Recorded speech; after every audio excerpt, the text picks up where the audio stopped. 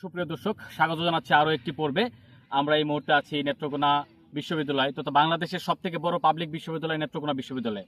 2018 সালে যাত্রা শুরুর সময় যদিও এই বিশ্ববিদ্যালয়ের নাম ছিল শেখ হাসিনা বিশ্ববিদ্যালয়, 24 আগস্টের পট পরিবর্তনের পর এই বিশ্ববিদ্যালয়ের নাম পরিবর্তন করে করা হয়েছে নেত্রকোনা বিশ্ববিদ্যালয়।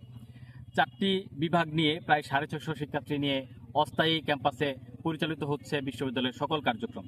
আমরা বিশ্ববিদ্যালয় কর্তৃপক্ষের সঙ্গে কথা বলে জানতে পেরেছি 2018 সালে শুরু হওয়ার পরে এখন পর্যন্ত বিশ্ববিদ্যালয়ের স্থায়ী কোনো ক্যাম্পাসের উদ্বোধন করা হয়নি।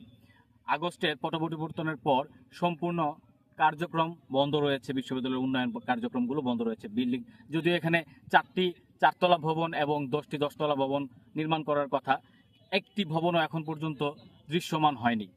আমরা দেখতে পাচ্ছি, আপনারা দেখতে পাচ্ছেন এখানে সকল কার্যক্রমই বন্ধ রয়েছে।